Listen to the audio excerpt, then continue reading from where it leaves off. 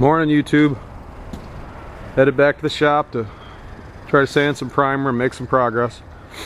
Just thought I'd shoot some video outside on my walk from the house to the shop. You see all my crap in the yard. That snowblower I gotta get running for my mom before we get any snow. Big red trailer there with all my snowmobiles in it. A little white dirt bike trailer for my oldest son. He's supposed to be getting that out of here. But I mainly wanted to show the frost. You can see where the sun's getting to the grass. The frost is already starting to thaw out, but we got pretty heavy frost last night. Got to get this Cadillac done so I can start parking the black truck back inside again, because I don't like leaving it outside. But anyway, we'll get inside and start making some dust. Alright, we're inside. Gonna start sanding. Primer. Like I said the other day, I like these stiff paint sticks. I got one of the small Durablocks. I actually got a couple of these small Durablocks that will hold the 6-inch adhesive DA paper.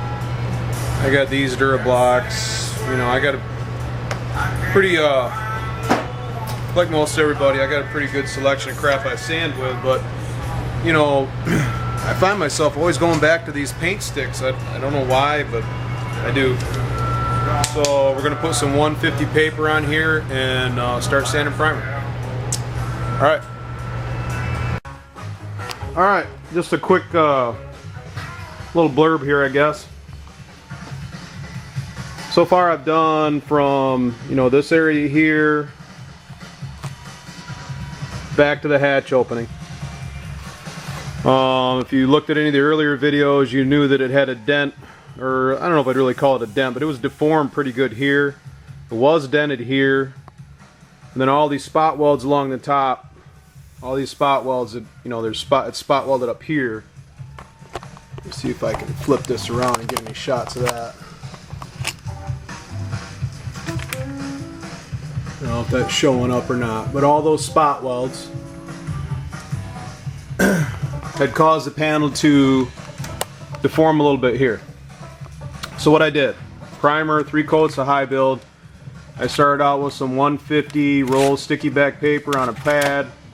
I went to 220 DA paper wrapped on a stick, and then I just folded up some 320 sticky back paper. So started with, I guess put them in order. Started with 150, went to 220, went to 320. From here to here, and I'm gonna call that done. As you can see, the orange peel from the primer is all gone, and I didn't cut back through anywhere. So on a car like this, that's good enough. I'm not building a show car, I'm building a driver. This car is gonna have a burn title when it's done. It will be a salvage title, so resale is always gonna be low. Obviously I want it to look good. I don't like driving things that don't look good, but you know, it's not a show car. It's not like the Nova that Darren's going to do, or any of the vintage Beetles that he does. It's not like the Project Wrong Side truck. You know, a lot of the projects you guys got going. It's not a show car. So take it down to 320. And then if we got to do any final sanding, we might finalize it a little bit with some wet 600. But I'm going to call that pretty well done right now. So we'll get on to the other areas. Just a quick little update. Alrighty then, we have done the quarter panel with 320. Well, actually we did it with 150, then we did it with 220, and then we did it with 320. Let's see here. These are the different grits I used. There's some 150 grit roll paper, adhesive back, 220 adhesive back, DA paper, 6-inch DA paper, and then some 320 gold roll paper. Alright, we already showed you the sticks and the blocks and stuff that I used. Here we go. Put 3 coats of the high build primer on when I did it, hoping to have enough material there to sand. I don't know why that camera keeps going blurry like that, but it is. hoping to have enough material to sand and not cut through. So that's what it looks like. So I think what I'm going to do is grab a spray bottle with some wax and grease remover in it and get it all wet and then take another look at it. But I think it's pretty good. Hold on. Okay, wax and grease remover, spray bottle. Probably should put the camera back on the tripod for this, but it's hard to run that retention screw in and out.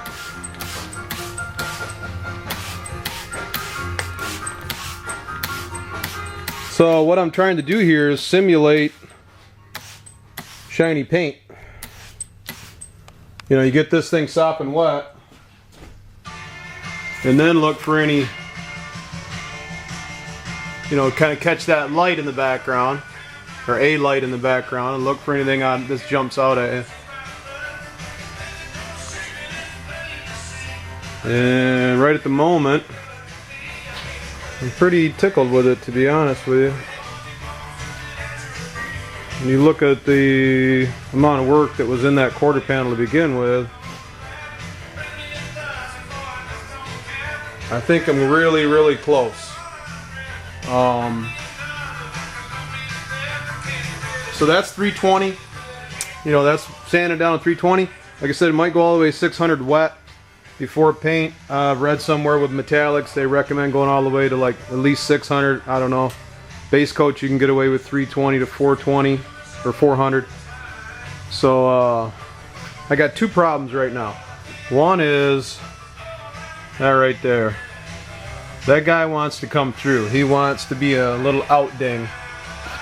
I can't really catch him in the light, so I'm thinking I'm gonna let him go. This car is white. It's not like my black truck that shows up everything. So two problems. First one's that one. Second one is that right there. That's my coffee cup and it's empty. So we're gonna go rectify problem 2. Alright, got the fender block down. A high build primer. We'll do the same thing here we did with the quarter panel.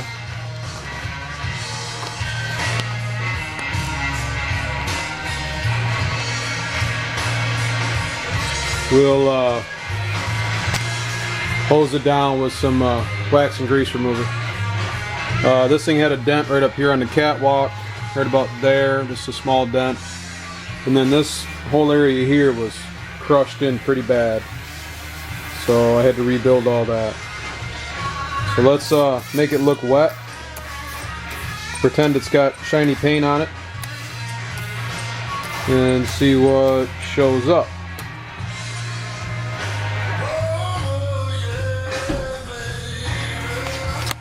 Kind of hard to get the light right where I got it here, but